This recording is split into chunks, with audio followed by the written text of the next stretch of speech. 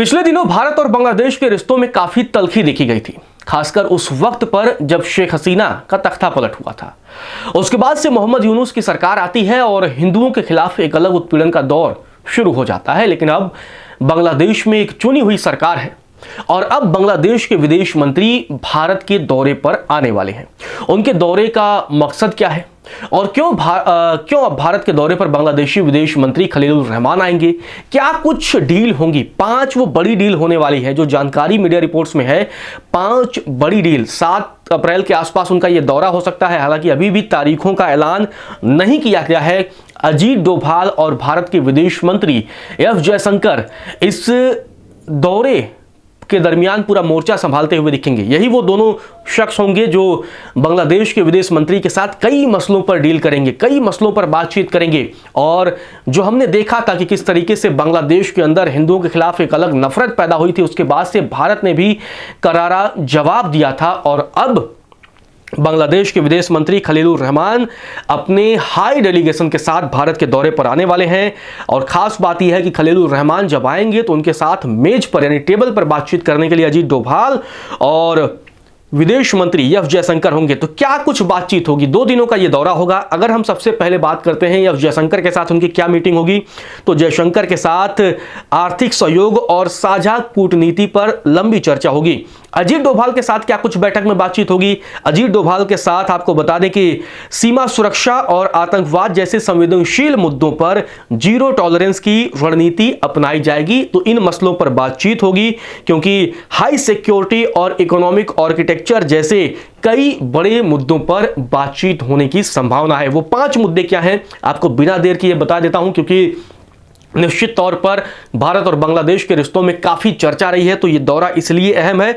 अब पहला जो भारत की बातचीत की शुरुआत होगी कि बांग्लादेश को यह सुनिश्चित करना होगा कि लोकतांत्रिक बदलाव के दौरान कोई भी कट्टरपंथी ताक अपनी सिर न उठा सके। मतलब बांग्लादेश में किसी भी कट्टरपंथी को खुलेआम इजाजत नहीं होगी कि वो अपना सिर उठाए, अपना फन फैलाए और उत्पीड़न करे हिंदुओं का। और जो भारत और बांग्लादेश की सीमा है 4096 किलोमीटर लंबी, उसकी सुरक्षा पूरी तरीके से प्राथमिकता होगी, क्योंकि बांग्लादेश लगातार पाकिस्तान के साथ संबंधों को मजबूत कर रहा था। तो ऐसे में ये कड़ी चेतावनी भी एक तरीके से भारत की तरफ से होगी कि आप अपनी जो सीमा सुरक्षा है उसे मजबूत करिए, घुसपैठ मत होने दीजिए, आतंकियों को शह मत दीजिए। ये एक मसला होगा।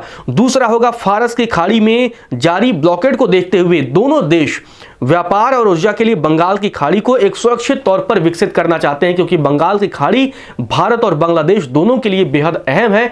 तो ऐसे में जो फारस की खाड़ी या स्ट्रेट ऑफ हॉर्मुज में जो बवाल चल रहा है उसके बीच बंगाल की खाड़ी को एक बिजनेस कॉरिडोर के तौर पर डेवलप करना, इसके अलावा भारत के पूर्वोत्तर राज्यों तक सामान पहुंचाने के लिए बांग्लादेश के रेल और पोर्ट लिंक का इस्तेमाल तेज करना। आपको बता दें कि बांग्लादेश लगातार चीन के साथ भी बातचीत कर रहा है और बांग्लादेश कई परियोजनाओं पर चीन के साथ मिलकर काम करना चाहता है। लेकिन अब भारत ने साफ कर दिया है कि जो भारत के पूर्वोत्तर राज्य हैं वहां तक सामान पहुंचाने के लिए बांग्लादेश का जो रेल है और पोर्ट लिंक है उसका इस्तेमाल भारत तेज से करेगा, क्योंकि भारत ने बड़े पैमाने पर बांग्लादेश में निवेश भी किया है।